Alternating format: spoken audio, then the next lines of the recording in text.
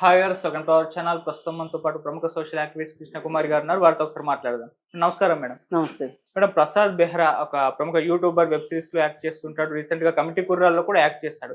ఇప్పుడు అతను అరెస్ట్ అయి 14 రోజుల పాటు రిమాండ్ కూడా పంపించబడ్డాడు సార్. పంపించబడ్డాడు మేడం.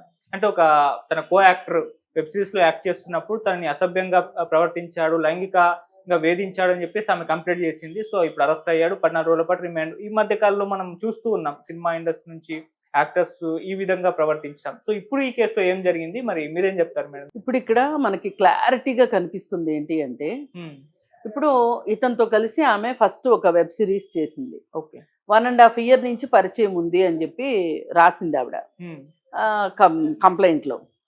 అయితే మొదటిది చేసినప్పుడే అతను కొంచెం ఇబ్బందికరంగా ఇన్అప్రాప్రియేట్ టచెస్ అని చెప్పి ఆవిడ రాసింది.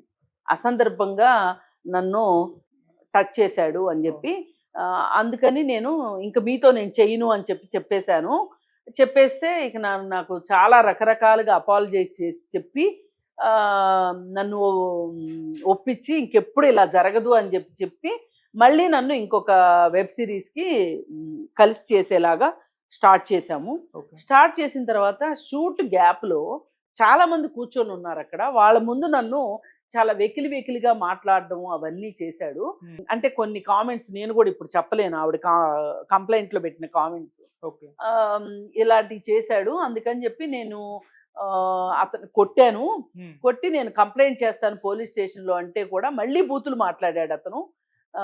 నీకు ఇష్టమైన చోట చెప్పుకో, ఏం చేసుకుంటావో చేసుకో అని బెదిరింపులుగా మాట్లాడాడు అని చెప్పి ఆమె వెళ్ళి కంప్లైంట్ రాసింది. ఆ కంప్లైంట్ రాసిన దాని ప్రకారం ఏంటి అంటే, ఆమెను భయపెట్టడము, బెదిరించటము, అలాగే ఇష్టారీతిని మాట్లాడటము, సెక్సువల్లీ కలర్డ్ కామెంట్స్ చేయటము అక్కడ మనకి కనిపించింది. ఇది ఏ మాత్రము సమర్థించే విషయం కాదు. ఆమె మొదటిసారి జరిగినప్పుడు చెప్పింది, ఇలా నా దగ్గర నడవదు అని చెప్పింది. చెప్పినప్పుడు నువ్వు సారీ చెప్పి నేను బుద్ధి మార్చుకున్నాను అని చెప్పి మళ్ళీ ఆవిడతో చేసిన తర్వాత మళ్ళీ అలా చేయడము అనేది ఏంటంటే, ఇది కక్ష సాధింపు చర్య కిందే వస్తుంది కదా.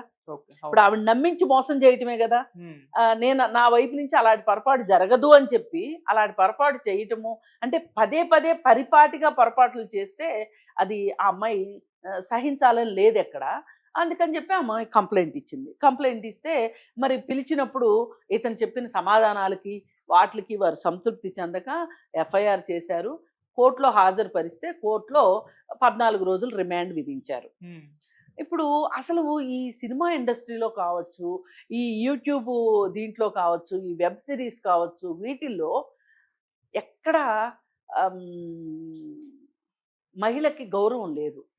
అలాగే ఆమె తమ సమాన స్థాయి అని ఒప్పుకోవటం కూడా వాళ్ళకి ఇష్టం లేదు. ఇక్కడ చాలా జెండర్ ఇన్ఈక్వాలిటీస్ ఉన్నాయి, జెండర్ డిస్పారిటీస్ అంటారు, జెండర్ గ్యాప్ అంటారు. అయితే ఈ జెండర్ గ్యాప్ ఉన్నప్పుడు ఇలాగే ఉంటుంది, ఇలానే మాట్లాడతారు. ఇప్పుడు వాళ్ళు ఏం చేస్తారు, మనని ఏం చేయగలరు? ఆడవాళ్ళు కదా, నోరు మూసుకుని ఉంటారు. వాళ్ళు చెప్తే ఎవరు నమ్ముతారులే. పైగా వాళ్ళు ప్రపంచం ఏమనుకుంటుందో, ఇప్పుడు ఎవరైతే కంప్లైంట్ చేసిందో అసలు నువ్వేమి చనువిచ్చావు అతనికి అనే మాట మాట్లాడేస్తారు ఇమ్మీడియట్గా.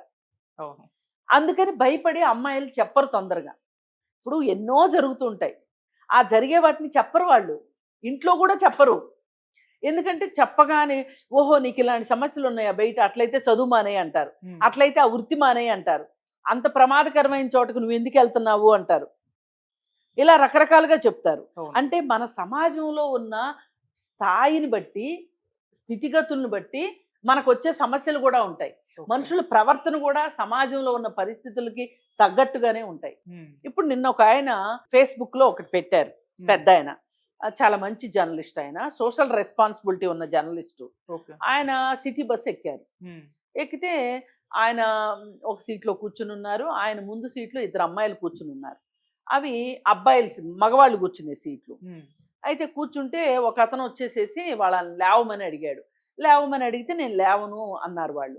అంటే అప్పుడు ఈయన పెద్ద ఆయన కల్పించుకుని, అతనికి ఏదో కొంచెం తెలియదేమో, రూల్స్ తెలియవేమోనని, చూడమ్మా స్త్రీలకు కేటాయించిన సీట్లలోనే స్త్రీలు కూర్చోవాలని ఎక్కడా లేదు, అందులో కేవలం స్త్రీలు కూర్చోవాలి, మిగతా బస్సులో ఎవరైనా ఎక్కడైనా కూర్చోవచ్చు అని చెప్తే అతను దాన్ని అంగీకరించక అసలు వీళ్ళకి టిక్కెటే లేకుండా కూర్చునే వాళ్ళు బస్సు ఎక్కే వాళ్ళకి టిక్కెట్ కొని కూర్చునే వాళ్ళకి మాకు సీట్ లేకపోవడం ఏంటి, వాళ్ళ సీట్లో కూర్చోవడం ఏంటి అని చెప్పి అతను గట్టిగా వాదించటము, అలాగే ఈయన కూడా వాదించటము ఇలా జరిగింది. ఈ లోపు కండక్టర్ వస్తే ఏం జరిగింది ఏంటి అంటే ఇలా అంటే ఆయన కూడా కండక్టర్ కూడా ఈ మగ పాసింజర్లతో నాకు తగాదా ఎందుకులే అనుకున్నాడో, లేకపోతే ఆయనకు కూడా ఇష్టం లేదేమో ఆడవాళ్ళు సీట్లలో కూర్చోవటము, ఏదో మొత్తానికి ఆగిపోయింది. ఆ తర్వాత ఇంకొక ఇద్దరు వచ్చి ఆ అమ్మాయిల్ని చాలా గట్టిగా గట్టి స్వరంతో ముందు లేస్తారా లేవరా అని చెప్పి బెదిరించితే వాళ్ళు కూడా ముందబ్బాయి మాట్లాడేదాన్ని వింటా కూర్చున్నారు, కానీ ఇతను బెదిరింపు ధోరణికి వాళ్ళు లేచి నుంచున్నారు. అప్పుడు వీళ్ళు వెళ్ళి కూర్చున్నారు. అంటే దీన్ని బట్టి మనకు అర్థమయ్యేది ఏంటి, మన సొసైటీలో స్త్రీకి ఏదైనా ఒక అదనపు సౌకర్యం ఉంది అంటే దాన్ని ఒప్పుకోని తత్వం ఉంది చాలా మంది దగ్గర. భయపెట్టైనా సరే, బెదిరించైనా సరే. అలాగే ఇప్పుడు ఈ సినిమా ఇండస్ట్రీలో ఈ లైంగిక వేధింపుల ద్వారా కావచ్చు, మనం ఏం చేసినా కానీ చెల్లుబాటు అవుతుంది. మనం అన్న మాట కోసం, మనం అన్న మాటని పడి ఉండవలసిందే ఆడవాళ్ళు అనే ఒక ధోరణి బాగా పెరిగిపోయింది మన దగ్గర. దానిలో భాగంగానే మనం ఇవన్నీ చూడొచ్చు. అంటే సమాజంలో స్త్రీకి ఏ పాటి విలువ ఉంది, ఏ పాటి గౌరవం ఉంది అనే దాన్ని బట్టే ఈ కళారంగంలో కూడా ఉంటది. అదే ఇప్పుడు సినిమాల్లో ఎందుకండి మంచి సీన్లు ఉండవు లేడీస్కి, హీరోయిన్కి ఒక మంచి పోర్షన్ ఎందుకు ఉండదు? ఏవో 4-5 పాటలు అర్ధనగ్నపు బట్టలతోటి, అలాగే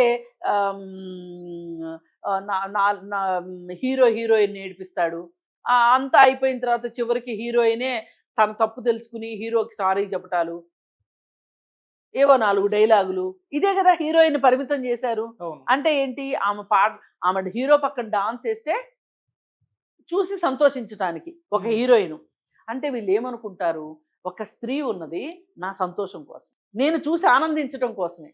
మరీ కొంచెం ముందుకెళ్తే లైంగికంగా వేధించటం కోసం, లైంగికంగా సుఖం పొందటానికే ఈ స్త్రీ ఉంది తప్పితే వేరే కాదు. ఆమెకి ఇష్టాలు ఉంటాయి, ఆమె ఒప్పుకోవటము, ఆమె కన్సెంట్ కూడా చాలా ఇంపార్టెంట్ అని అనుకోరు. అనుకోకపోవటం వల్లనే ఎక్కడన్నా అవకాశం దొరికినప్పుడు స్త్రీని ఆ విధంగా వీళ్ళు ప్రయత్నించటము, అలా ప్రవర్తించటము చేసేసరికి ఇష్టపూర్వకంగా ఉండే స్త్రీలు ఉన్నప్పటికీ కూడా కొంతమంది ఈ విధంగా కంప్లైంట్లు చేస్తారు. ఈ సినిమా ఇండస్ట్రీలోనే ఎక్కువ ఎందుకు జరుగుతున్నాయి అని అంటే, మరి ఇక్కడ కొంచెం ఒక అదుపు లేని వాతావరణం ఉంటుంది. ఎవరైనా చూస్తే ఏమన్నా అనుకుంటారేమోననే ఒక ఫీలింగ్స్ కూడా కొంచెం తక్కువ ఉంటాయి. అందువల్ల ఏంటి అంటే ఇక్కడ కొంచెం ఇష్టారాజ్యంగా నడుస్తుంటది. నువ్వు ఇష్టపడు, ఎవరినైనా ఇష్టపడే హక్కు ఉంది, కానీ ఎప్పటి వరకు ఇష్టపడాలి? వాళ్ళు నో చెప్పినప్పుడు నువ్వు ఇష్టం అని వాళ్ళ చుట్టూ తిరగటానికి లేదు. నో చెప్పేంత వరకు నువ్వు చెప్పుకో, కానీ వన్స్ నో చెప్పారు అంటే ఇంక వాళ్ళ జోలికి వెళ్ళకూడదు. అంటే అమ్మాయి కన్సెంట్ చాలా ఇంపార్టెంట్ అని అర్థం. ఇప్పుడు ఈ అమ్మాయి కూడా అతను వేసే పిచ్చి జోకులకి, కలర్డ్ కామెంట్స్ కి ఆ అమ్మాయికి ఇష్టమయ్యి ఆ అమ్మాయి ఆనందించింది అనుకో, కేసే ఉండేది కాదు. అమ్మాయికి ఇష్టం లేకపోబట్టే కదా మనం ఇప్పుడు మాట్లాడుకుంటున్నాం. ఇష్టమయ్యి ఎన్నో జరుగుతున్నాయి, అవన్నీ మనం మాట్లాడతామా? మాట్లాడం కదా. అందుకని ఏంటి అంటే ఏది ఏమైనా ఈ యూట్యూబ్ స్టార్లు అని చెప్పుకునే వాళ్ళు, ఈ యూట్యూబర్స్ ఈ మధ్య ఈ తెగులు చాలా ఎక్కువైపోయింది. షణ్ముఖ సాయి కావచ్చు, అలాగే హర్ష సాయి కావచ్చు, అలాగే ఇలా రకరకాల వాళ్ళు ఇప్పుడు ఇంకొంతమంది ఉన్నారు యూట్యూబర్స్. వాళ్ళందరి మీద కూడా చర్యలు తీసుకోవాలని నేను కోరుకుంటున్నాను. ఉప్పల్ బాలు అని, వైజాగ్ సత్య అని, లక్ష్మి అని, అగ్గిపెట్టి మచ్చ అని, ఇట్లాంటి వాళ్ళందరూ వీళ్ళు ఏం చేస్తున్నారు అంటే వ్యూవర్షిప్ పెంచుకోవటం కోసం ఎలాంటి కంటెంట్ అంటే అలాంటి కంటెంట్, ఎలాంటి బట్టలు అంటే అలాంటి బట్టలు వేసుకుని పిచ్చి కామెంట్స్ పెట్టుకుంటూ మాట్లాడుకుంటూ చేసేసి పెట్టేసి జనాల మీదకి వదులుతున్నారు. ఈ పరిస్థితుల్లో అవన్నీ ఒక ఎత్తు. ఇప్పుడు ఈ బెహరాది ఒక ఎత్తు. ఆ అమ్మాయి ని ఆ విధంగా కామెంట్ చేసేటప్పుడు అక్కడ కొంతమంది కూర్చుని ఉన్నారు, వాళ్ళు కూడా నవ్వుతూ ఉన్నారంట. దానికి ఆ అమ్మాయి మరి కాస్త గాయపడినట్లుంది.